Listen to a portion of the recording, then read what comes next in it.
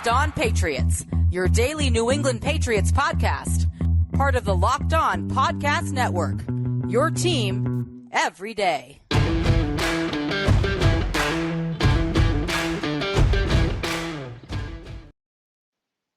Hello to all of you Foxborough faithful. You are now locked into the Locked On Patriots podcast. It is Friday, March 4th, 2022. It's the weekend, and it's time for Locked On Patriots to bring you the latest news, notes, and analysis from Foxborough, infused with the occasional opinion on your six-time Super Bowl champions, the New England Patriots. I'm Mike Debate, your host of the Locked On Patriots podcast. I also cover your New England Patriots for Patriot Maven of Sports Illustrated. And joining me here today on the pod is my good friend, the Patriots Paisan himself, the resident voice of reason here on Locked On Patriots, my good buddy Steve Balestrieri. And Steve and I will talk about the New England Patriots, their contingent at the 2022 NFL Scouting Combine, and who might have caught the sharp eye of those in attendance. We'll also talk a little bit about the running back core. Patriots have some questions at running back, and they may look to fill those via free agency. Is the answer in-house, or are there several running backs that the Patriots are considering signing from external sources? Steve always brings the voice of reason here on Locked On Patriots, and this weekend episode will be no different. Steve will join me here in just a moment on the pod, but first, a couple of breaking news pieces that the New England Patriots are dealing with right now. Unfortunately, it looks like J.C. Jackson is looking to test free agent waters, or are the Patriots simply just willing to let him walk? According to a report from Ian Rappaport of the NFL Network, J.C. Jackson looks to be headed to the open market. The Patriots unlikely to tag J.C. with the franchise tag. Comes with a hefty price, $17.28 million. Right now, the New England Patriots look to have J.C. Jackson walk in free agency and then come back to the team and see if they can work out a long-term agreement. Now, even though Ian's report says that the two sides are willing to still try to work out a long-term deal, just doesn't seem likely. JC's going to have no shortage of suitors and really no shortage of lucrative contract offers. If, in fact, he is indeed ready to walk away from New England, that leaves the Patriots with a pretty big void. They don't have a lot in-house to be able to sustain his loss. Jalen Mills, Juwan Williams, Miles Bryant, just some of the names out there that might be looking to fill that number one corner slot, but the New England Patriots will have to be active not only in free agency, but also via the draft if they want to replace what J.C. Jackson brings to the table. And honestly, folks, you're really not going to find anybody like that right now that is that prolific at being able to find the football. This one's a little bit of a head scratcher to me, although there is a great deal of money on the table, and the Patriots may look at it and say it's just not worth the long-term investment. Bottom line, next week here on Locked On Patriots, we'll continue to break down the decision of J.C. Jackson and the decision of the New England Patriots likely to part ways. I caution you, folks, it hasn't happened yet, but it's looking likely. So we'll definitely do our due diligence to dig as deep as we can, find out if there's still a chance that JC comes back to New England, and if not, who might be next man up. But today here on the pod, it's combine talk, it's running back talk, and most importantly, it's reasonable talk with our resident voice of reason, Steve Balestrieri of PatsFans.com will join me here in just a moment when this weekend episode of the Locked On Patriots podcast continues. But first, folks, eating healthy is not easy, and with the weekend coming up, you definitely want to indulge in some of your favorites. Well, if candy or sweets are your favorite, I got some good news for you. You can still indulge without feeling guilty thanks to our good friends at Built Bar. When you take a look at a candy bar, usually contains around 240 calories, 30 grams of sugar, dozens of net carbs, all the things that will essentially wreck your diet. You look at a Built Bar and you don't have to feel that guilt. They average around 130 calories, only 4 grams of sugar, 4 net carbs, and 17 grams of protein. And they come in some of the most delicious flavors that you'll find anywhere, much more so than candy bars. Mint brownie, coconut, coconut almond, peanut butter brownie, my personal favorite, and of course, new for this month, white chocolate cookies and cream, which is going fast. You want to get on this before you lose the opportunity to indulge in this great flavor. I got news for you. They're all delicious. All those flavors are coming out, new flavors coming out all the time. They might be good, and if Built Bar thinks a flavor might be good, folks, they're going to make it, and they're going to make it delicious and make it especially for you. At Built Bar, they're all about the taste. That means that the taste delicious comes first, and then they figure out how to make it healthy. I don't know how they do it, but they do it every single time. So go to built.com today, use the promo code LOCKED15 and get 15% off your order. Remember, built.com, visit today, use the promo code LOCKED15 and get 15% off at built.com. Patriots fans, once again, we are going to be joined here today on a Friday, not his normal day that he's usually here, but we are thrilled to have our resident voice of reason in the house. And boy, do we need his voice of reason today, especially with a Friday morning news bomb that might involve your New England Patriots. But that being said, let's give our guest his just due today and welcome him to the YouTube version of Locked On Patriots for the first time, a phenomenal columnist for platforms such as PatsFans.com and the radio voice of not one but two amazing podcasts, Patriots 4th and 2, and of course, One Patriots Place, with our good friend Thomas Murphy and the lady of Locked On here on Wednesdays, Miss Claire Cooper.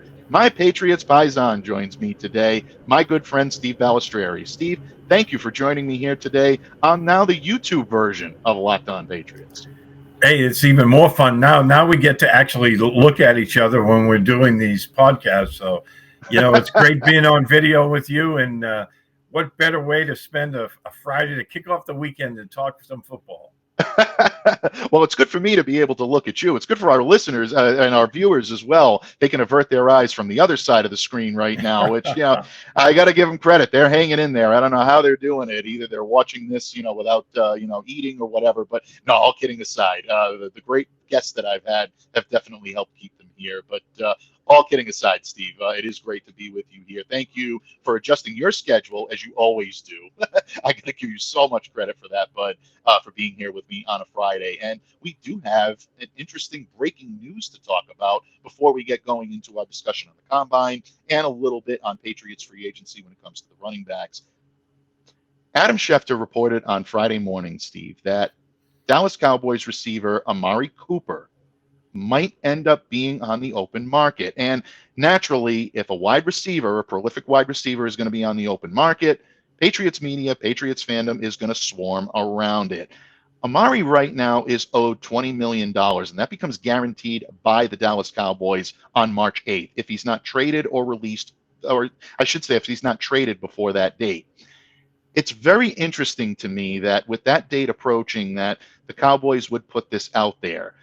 Obviously, we've seen tactics like this before, where you put the word out there that we're going to release him, forces the hand of a team that really may be coveting him beyond belief to try to get them into the fold. Patriots did something similar with Stephon Gilmore. All right, it wasn't $20 million that he was going to be owed, but they put the word out there to try to get a team to bite on him and be able to get something for him. The trade market would normally be robust, but $20 million is a lot to ask of any team, including the Patriots, who really have maybe about $10 million in cap space to play with, but certainly not the 20 they would need to absorb for trading for Amari Cooper. He's a prolific wide receiver. There's no question about it. This kid has all the tools. He's got the talent. 1,000-yard receiver multiple times throughout his career. Gets open on the outside. He can even slip back and play the slot. Very versatile, speed, hands, all the tools that you would want in a wide receiver, except for the price tag. Steve, if the Patriots are going to pursue him, do you see them trying to, I don't see them trying to make a trade for him. I really don't. But do they try to make, a situation where they might try to pursue him in free agency? Or do the Patriots look at him and say, yeah, good player, but might be a little bit too pricey for us, especially since the couple of times that we faced him with Dallas, they've been doing a pretty good job of being able to shut him down. Is this worth their time or their effort or their dollars to pursue Amari Cooper in free agency? That's a great point you made there. Bill generally likes to go after guys who play well against New England. So that might be something to keep an eye on. But, this year, especially with J.C. Jackson, a free agent, I mean, if indeed they come to an agreement with him or tag him, that's going to eat up a lot of the cap space that they don't have, and they'd be forced to have to try to create some more. $20 million for Cooper, as much as I like him, I would love to see him in a Patriots uniform. Yeah. I think that would be tough. I really do. So I think the trade aspect is probably out the window at this point. Mhm. But at the same time, I think the Patriots will do their due diligence and see if they can work something out with him to maybe a couple or year deal, 2 or 3 year deal where it's backloaded and he gets a lot more in year 2 than 2022. But I think if he hits the open market, the market for him is going to be really, really high. Yeah, it will be really high. I mean, you're talking about a market that's already including guys like Chris Godwin, Devontae Adams. All right, I think these guys are out of the Patriots price range, if we're being honest. But at the same time, wideouts are always at a premium. And I know the fan base is clamoring for someone like this. They want the guy that's taking the top off the defense. They want the guy that's going to be able to give them the touchdowns and the wow moments and the video clips that everybody wows over every Sunday. But bottom line, the Patriots operate in a modus operandi that says we're going to go for the best possible fit for our team, not necessarily for what the fan base wants, or not necessarily for what talking heads like you and I and our colleagues in the media seem to think they need. Patriots are going to dance to the beat of their own drum, and I think $20 million for a price tag is going to be hefty. And I think on the open market, if he's able to hit it, might price the Patriots out of this one. So it makes perfect sense from a skill set standpoint. Like you said, I'd love to see Amari Cooper here. I think he'd be a great receiver in this system. Giving him, the opportunity, or I should say Mac Jones, the opportunity to work with him would be really something I think to watch. But I think there are some roadblocks here that may prevent this. So hopefully I'm wrong. I don't want to be the voice of doom here, Patriots fans. It definitely could happen, but I think it's a little more unlikely than not. So once again, we'll continue to monitor it. But Steve, thank you for being that reasonable voice that we always need, because you know as well as I, you look all over social media on Friday afternoon and it's, Cooper to the Patriots, get this done. Come on, Bill. You got the meme of him walking out, or the GIF file, I should say, of him walking out of the tunnel at Ford Field. And, everything seems to be pointing in that direction. Who knows? Will the Patriots take a flyer on it? I think they'll do their due diligence, like you said, but at the same time, there are some roadblocks here as well. So, folks, take a temperate approach when it comes to this. There's still some wide receivers out there that the Patriots may target, but Cooper just may not be one of them. But definitely something to monitor, and an interesting segue into what we're going to talk about next, Steve, and that is the wide receivers at the NFL Combine. Are definitely an option where the New England Patriots are going to be looking, whether it be free agency or whether it be via the draft. And if they're going to look to the draft, one of the things that this team is always very good about is finding these diamonds in the rough when it comes to the 2022 NFL Combine. The wide receivers worked out yesterday, and some of which really, I think, made a lot of headway in terms of, players that the Patriots might have their eye on. Chris Olav was definitely one of the stars of the night, really, really running a 40 time that put him up there with some of the elite talent at the position. I've been fawning over Chris for the better part of the last 2 weeks. He really has been, I think, one of the guys that I've had my close eye on. Me and Evan Lazar, I think, is probably the only one that's pumped his tires more than I have over the course of the last couple of weeks here. But Olav is someone that is such a precision route runner. He's such a dedicated route runner that, to me, he'd look very nice in the Patriots offense, at least the Patriots offense that we're used to seeing under Josh McDaniels. How that's going to change this year will be interesting to see with Josh now out in Las Vegas. Before we get into a specific, because there is one guy I do want to pick your brain on, what was your takeaway from the Combine workout day one? I know technically it's day 3, but it was really workout day 1 for the New England, for not just the New England Patriots prospects, but for all prospects. Who stood out to you? Who caught your sharp eye on Thursday night? Well, there's so many guys that are just blistering fast this year. I mean, Bo Melton from Rutgers was... he ran, I think it was a 4.34, and his 3-cone time was under 7 seconds. I think it was 6.98. But the thing that stood out to me was so many guys are running so fast, but their 3-cone times were all over 7 seconds. I thought that was kind of, I don't know if it was intriguing or it was kind of surprising a little bit. I mean, when you look at these guys, I mean, so many of them just burn right now. And it's like, your jaw drops at the speed that's out there. But, we know how the Patriots love their 3-cone drill time. Mhm. So, I was looking at that. I think only 3 guys were under 7 seconds in the 3-cone time. One of those was Bo Melton, which I'm not really sold on him as a receiver, but boy, for an athlete, he's right up there. Yeah, absolutely. And I mean, Melton, it's good that you mentioned him, because I think lost in a lot of the hoopla that we saw last night is guys that would be a good fit for the New England Patriots, not necessarily, players that that stood out, for some of their prolificness or their prosperity on the field. That to me is interesting, and I think there are some good wide receiving prospects in this draft and people that the Patriots would take a good look at. You have to start to wonder as to whether or not, as some guys, move up the draft boards. And Evan made a good point last night about this not being a quarterback-heavy draft, although there were some, quarterbacks that did stand out in their workouts on Thursday. But because of that, teams are going to be looking more at positional players, whether that means along the lines or along defense, or players that right now could help offenses, especially at wide receiver. This is a pretty deep wide receiver class, and there are a lot of guys that could be fits for the New England Patriots.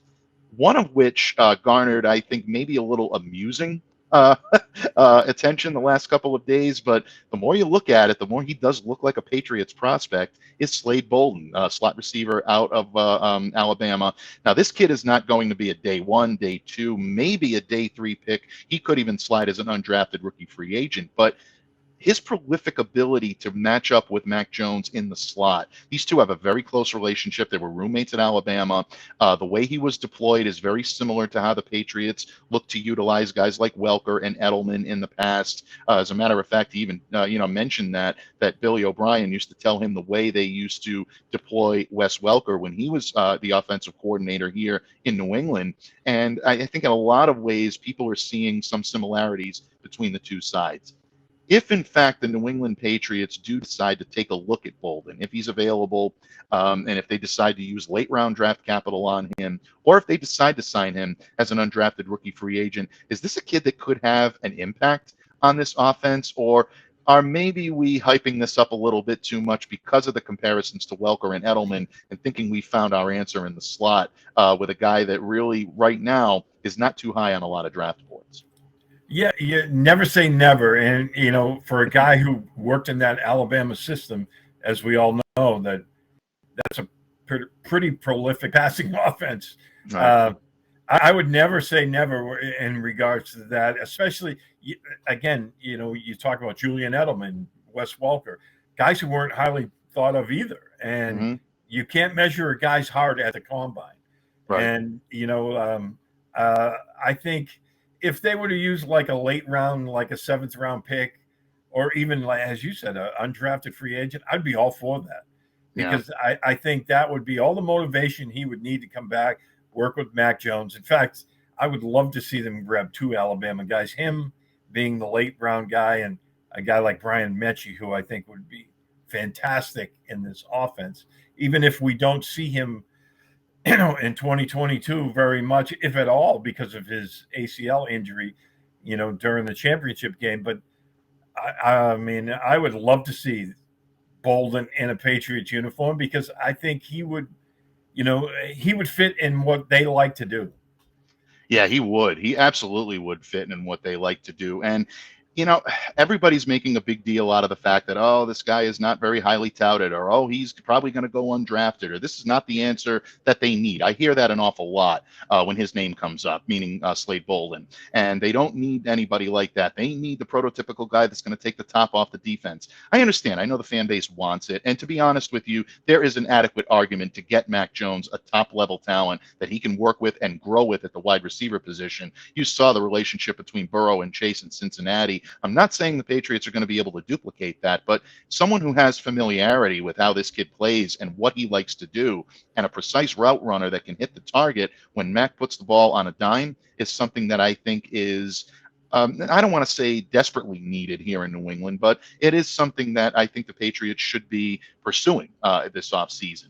But at the same time, someone like a Bolden that can come in and be a target for Mac, someone he has familiarity with, you may make the argument that he could succeed here in New England more so than he could really anywhere else in the league right now. So I'm really looking at this as a possibility. I'm looking at this as something where the Patriots may have found an option in later rounds. And keep an eye on Slade Bolden, folks, because it just has Patriots written all over it. Not saying it's going to happen, but I'm just saying I think that there's a decent shot at this happening, maybe even more so than not.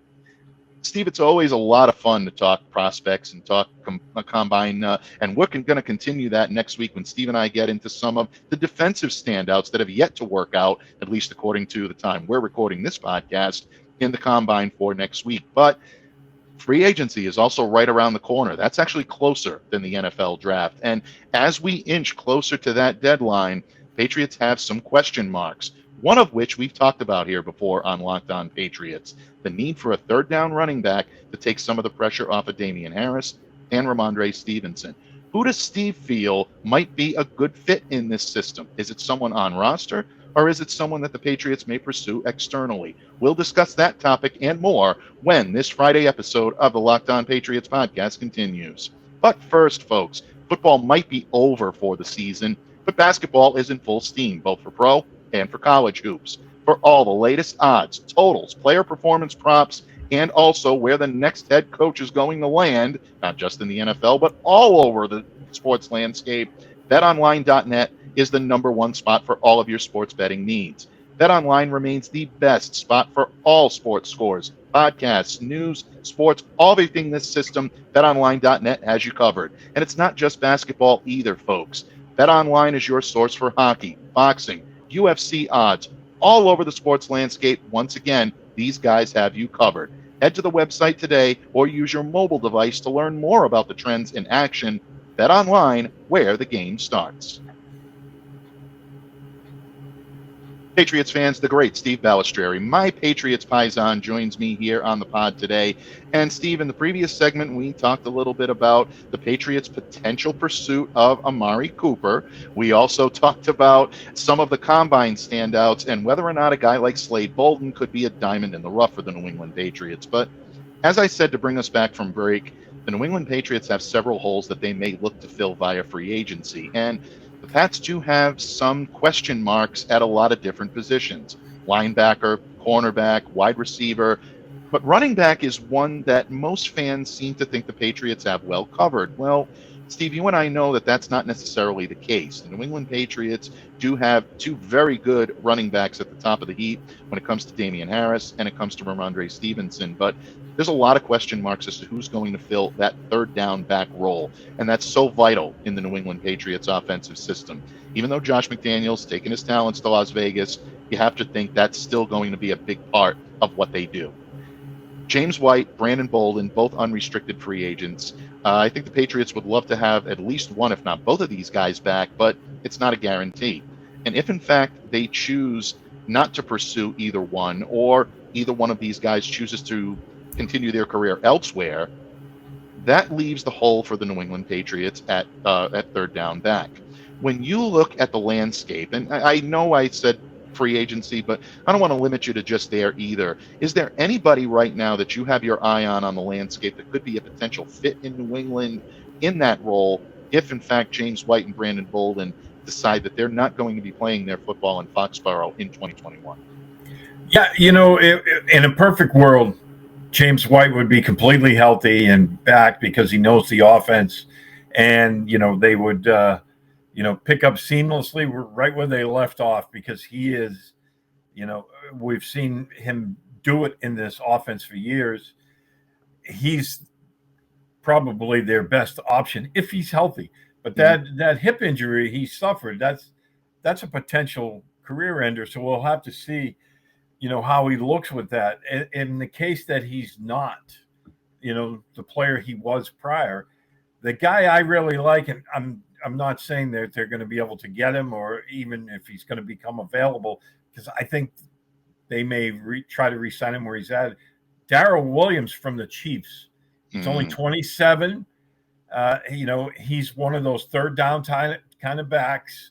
He had 558 yards rushing with 6 touchdowns, 47 catches for 452 yards and 2 more touchdowns. I think he would probably be the best fit, because when you look at some of the other guys, maybe J.D. McKissick out of Washington, Yeah. but when you're looking at some of the other guys that can catch the ball out of the backfield, they're more of three downtown backs. Like probably the best example is Leonard Fournette, which I love Fournette, but I mean, I don't see the Patriots going after him. Cordell Patterson, James Conner, those guys are out there, but I just don't see New England going after them. But I like Williams, maybe McKissick, who was injured last year, so that might help with the money situation of how much they'd have to pay. But I think those guys would be a great fit for the Patriots offense. And then you're looking at that third down back that come in. Both of those guys are able to run the football, but they're also very, very good at catching it coming out of the backfield. Yeah, without question. I love the fact that you brought up Williams. And look, the fact that he has experience in the Kansas City system, a prolific offense that knows how to move the ball in all ways, not just on the ground, but mostly through the air, and their proficiency in being able to do that and fit in with that type of a system, he could be an interesting target. I hear the name Matt Breida often. A lot of people have sent me DMs, some good mutual friends of mine. I'm not going to put anybody on the spot here. I'm not going to call anybody out, but a couple of people that cover teams that Matt has played for, said that don't be a bit surprised if New England may have them or have him under their radar or really kind of behind the scenes right now, because not only of the fact that he is a good dual threat back, he knows how to catch the ball out of the backfield, can give you a run every now and then, but also his knowledge of the AFC East, having played in both Miami and also played in Buffalo. So that's a name to keep an eye on. I personally don't believe the Patriots will do that. I think if they're going to make a move at this position, to me, I think it makes more sense for them to look at some of the options in the draft that they have available, not necessarily, players that are right now under the gun when it comes to free agency. But this is a position to watch. And, for lack of a better term, their best options might be on this roster at the end of the day, Steve. And you mentioned that getting a guy like James White back and being able to do what he does, the knowledge of the system, if he is in fact able to play at a I don't want to say a high level, because suffering a hip subluxation is not something that players are normally coming back from at 100%. But if he's still able to play the way he's capable of playing, I think that there's something to be said there. And I think James would be willing to probably come back on a one-year deal, very similar to what he did last year. He had a good offer, according to what we've heard from the Tampa Bay Buccaneers, or at least there was some headway being made in that regard. But ultimately, I think the Patriots right now would make sense for him. And, of course, Brandon Bolden being the wild card. And, we're going to talk about that for just a second to give Murph a little something to get angry about when he comes in to join the studios next week here on Monday. But Brandon is an interesting, it's an interesting situation right now, Steve, because, you're not sure what he's going to be able to command on the open market. Brandon is coming off of one of his more successful, more prolific, statistically sound seasons in quite some time. Did the fact that he had such a good year in 2021 hurt his chances of coming back here in 2022 because he might be priced out? Or is this a guy that just loves the system so much that as long as things are competitive, he'll choose to come back to New England? I think, if somebody came and wowed him with a number, I think he would probably leave. But I think he loves it here. I think he likes playing for Belichick. And the fact that, he knows this system inside and out. He's invaluable for special teams. And, he's like Mr. Fix-It, Swiss Army knife. They need him to run the ball a couple of times. He can do that. He can catch it out of the backfield. He's a very good blocker. So I think the chances of him coming back are really, really good. Never say never, because somebody could come in and throw a bunch of money at him to do the same things he does in New England. But I really see him coming back. Yeah, I think so. I think he's got a shot to do it, and I would love to see Brandon back in a Patriots uniform, not just because of what he does on the field in terms of being able to be that reliable third down back. He can catch the ball out of the backfield. Mac Jones utilized him very well in that position, but his value on special teams is so important. And this is a team that struggled last year on special teams, Steve, and that surprised all of us. The New England Patriots found themselves out of position to make tackles, really not doing their due diligence when it came to both, the punt game and the run game and returns and stuff of that nature. Brandon is going to be such a big part, or Brandon-like player is such a big part of trying to bring that unit, which is normally meticulously coached and meticulously, put together, back to prominence. And I think that's something with Joe Judge back in the fold. I know they're saying he's going to be more of an offensive, minded coach, but you have to think he's still going to have his hand in special teams. That's where he's at his best. And I think Cam Atchard is going to be able to pull from his expertise in that regard and really kind of bring this unit back to prominence. So, Murph, if you're listening, I know you're watching out there. We definitely agree that Brandon would be good to be brought back. Let's just hope that no one on the open market gives him a figure that makes him an offer he can't refuse. How do you like that, Steve? We're going to bring there you go. What a segue into the exactly bringing that right into the 50th anniversary of The Godfather this year, but it's unbelievable. It's like it really is. It's a big anniversary for me and Steve, who love this movie, and of course Murph does as well. Bud, what can I say? I appreciate the wisdom, the counsel that you provide each and every week here on Locked On Patriots, whether we're visual on YouTube or whether we're across all of the different audio platforms in which you download this podcast. You always love when Steve drops by. I always do, because he brings the wisdom and counsel and the reason the way only he can. And Bud, what can I say? I appreciate you more than anything. Before I let you go, Bud, please let everyone know where they can find you, where they can interact with you on social media, and what type of content we can look forward to from the great pen and the great voice of Steve Balestrieri.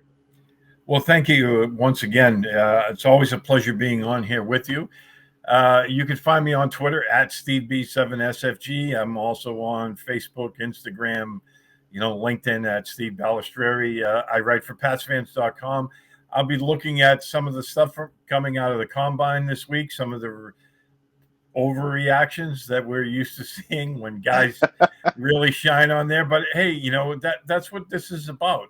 It's about looking at possibilities, and we'll be looking at that. And then with free agency right around the corner, we'll keep an eye peeled for that and see how the Patriots do it. But this is my favorite time of the year because it's just so many possibilities, and it makes for great conversation with great football people like yourself. Oh, well, thank you. That means a world to me. That means a lot to me, Bud. And as long as you want to keep coming back here to Locked On Patriots, we're thrilled to have you. At least I know I am all the time. Until next week, Bud, please continue. Stay safe, stay well. I always appreciate your insight. And folks, thank you once again for making Locked On Patriots your first listen every day. Make sure to smash that YouTube subscribe button. Download, subscribe to, and follow the Locked On Patriots podcast on platforms such as Spotify, the Odyssey app, Google Podcasts, Apple Podcasts, wherever you get your podcasts. Make sure that you are staying locked into Locked On Patriots. On behalf of my good friend, our guest today, Steve Balestrieri, I'm Mike Debate. Continue to stay safe, stay well, be the change you wish to see in the world. Have a great weekend, everyone.